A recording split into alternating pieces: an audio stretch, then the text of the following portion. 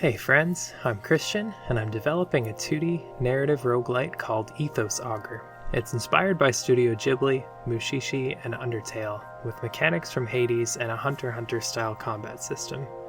Today I'll share how I, a programmer with zero art skills, try to make my game feel both as beautiful and alive as the media that inspired it. As I mentioned, I have little to no art skills. Not only are games an artistic medium, but I set out to make a game that gives off the feeling of being inside a Ghibli film, a studio known for its artistic prowess and attention to detail. I knew that I was in for a challenge. I had a vision, but it would take me years to reach the level of artistic mastery required to achieve the look that I was going for, and ultimately, I'm just one person, so I knew I'd have to get creative, get some help, and play to my strengths. Some people may think that AI art could be the solution here, and I think that for many indie devs out there, it's honestly a reasonable choice. I ain't here to judge how people create the games they're passionate about. 僕はこれを自分たちの仕事をつなげたいとは全然思いません。極めて何か生命に対する侮辱を感じます。 Personally, I'm a firm believer that art made with genuine intent will inspire genuine connection. I can worry about the most efficient way to produce a product in my day job, but Ethos Augur needs to be a handcrafted experience, and that's why AI was not an option for the art, writing, or music. So, I went about things the old-fashioned way. I combed through itch.io asset packs, saved about 100 different pages to my bookmarks, and imported pack after pack. The result? This beautiful monstrosity of a map with a load of mismatched assets and styles. I wasted weeks on this process, until it became clear that simply combining asset packs wasn't going to cut it. I needed a real strategy here, not just a collection of assets. So with some lessons learned, I followed the approach that many devs before me have taken, setting some actual, real rules for asset use in my game. Rule number 1, all assets in Ethos Augur would fit a consistent style, meaning they would use a similar color palette with limits on how many colors, and no assets would feature any outlines. Rule number 2, generic assets like trees, rocks, and grass could definitely come from an asset pack, but they needed to be resized, recolored, or redrawn to fit the style. And rule number 3, special assets like characters, standout props, and buildings were going to require me to shell out for some custom commissions. Bye-bye spending money. With this approach, and many late nights manually resizing, recoloring, and redesigning assets, I built a usable library, and then I reached out to artists on Fiverr and itch.io for commissions.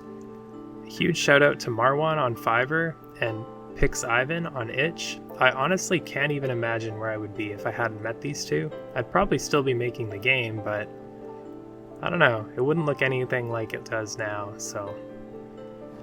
With a cohesive art style coming together, the next step was making the world feel alive. The worlds of Ghibli and Mushishi feel alive, with natural movement and a strong attention to detail. Since I'm a programmer, it was time to put those skills to the test and create some movement and natural flow using shaders. Think of shaders like this. A regular texture is like a sticker on an object. It just sits there looking pretty. A shader is like a filter in a photo app. It changes the way something looks based on lighting, movement, and other effects. There are two main types. Number 1 is vertex shaders. They move points or vertices around, like waving flags or rippling water. Then there's fragment shaders. They change the color of individual pixels, aka you can make something glow, or have reflections or shadows. With all that in mind, I set out to add 3 key effects. The first one would be a day-night cycle with moving shadows. The second would be a foliage shader to make my trees and grass flow in the wind, kind of like you can see in Totoro or Howl's Moving Castle. And then the third was dynamic clouds in the sky, because top-down games rarely let players appreciate the sky, and I wanted the implication of the sky to at least be visible. So for starters, I started with the day-night cycle because it's a common effect in games, meaning that there were more tutorials I would learn from, and that meant less work for me. I ended up finding this tutorial series by Gaming Reverends. I'll link those below. I spent hours challenging myself to watch all of the previous videos so I could have a better understanding for how to implement the shaders, and I definitely understood all of that. The result was a working day-night system with all sorts of customizable values, which would be really useful for me for the future. For shadows, I went with a simple stretching and squashing technique, following Friendly Cosmonaut's tutorial and examples. I've experimented with other lighting engines since, but I never found an effect that I liked better than hers. It's definitely staying until I find something better. It was also really easy to implement, and it kept the code to a minimum, which is something I like because as the game gets more and more complicated, I'm scared I'm going to forget how important parts of it are supposed to work. After this, I figured it was time to start on the foliage shader. I was feeling confident, or maybe arrogant, because I decided that I was very much ready to tackle this at this point, and I was absolutely wrong. It turns out wind shaders are not too common in GameMaker, and information was tough to find.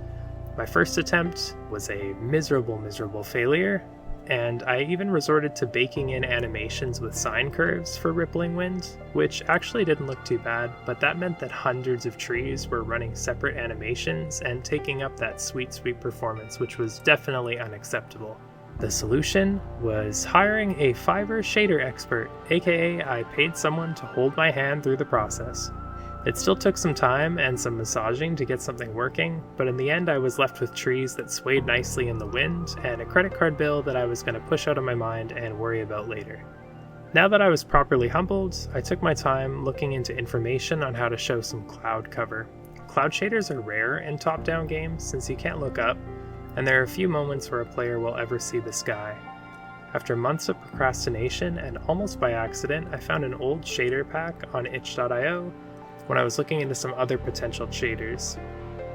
It wasn't perfect, but modifying an existing shader was definitely going to be easier than making one from scratch, so it was worth a shot.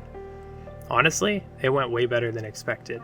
The first few tests had some slight issues with the scaling of the clouds, but after creating my own very large cloud texture and fiddling with the pixel size, I was really happy, and I ended up with probably my favorite effect in the game so far. Let's hope you guys agree. So with all the big stuff done, I figured it was time to start focusing on smaller details, and there would be a lot of smaller details to focus on. For starters, I added in some rain particles. This was inspired by a bunch of various tutorials, and I kind of ended up with my own mix of a few of them. After that, I decided that it was really important to make it so that the mushrooms bounced when they were stepped on, so I spent a day on this, just baking in different bounce animations, and honestly, this turned out better than any other piece of the game so far, and really I think that it was the most important thing I've done here. After that, I added some more ambient effects. They look kind of like fireflies. There's actually a story reason why you see these effects, but I'm not going to spoil the reason why, so you'll have to stick around for future videos for that. So something you may have realized that I definitely did not realize at this point was that all of these shaders were outdoor effects, and indoor locations were looking real static. So to fix that, I made myself a big long list of all the types of things that could potentially add movement to an indoor scene, like crackling fire or water droplets or other lighting effects that can happen in an indoor space from lamps or fireplace or things like that. So here's how a few of those have come together. You can see that there's dust particles where the light streams in, and flickering TV noise for some of the atmosphere, and lots of baked in subtle movements and household objects. So there's water in the washing machine, the dripping shower head, or crackling fire. I plan to add a lot more of this stuff, but I figured you could see the intentions behind it, and I wanted to get a video out. Alright, thanks for watching. This was my first video, but I have a lot more in the works. I definitely want to cover the game's power system. I think it's probably the most important part of the game, and it's inspired by Hunter x Hunter's Nen, and also Balattro's upgrade system, and I think it's really cool. And I'll probably do another video on the dungeons and how I'm handling roguelike dungeon generation, and kind of the idea behind the Inception-like dungeon style there is. I might even do some videos on the whole idea behind Ethos Augur and some of the lore, but I don't want to get too far into that yet. If you like this video and you want to see more, please consider liking or subscribing. This has been a labor of love for me since 2023, and I'd love to hear if people are actually interested. And if there's anything you'd like to see more of, anything that was kind of intriguing in this video, definitely let me know in the comments. I would absolutely love the feedback so I know what to focus on going forward. With all that said, thanks for watching. Have a good one.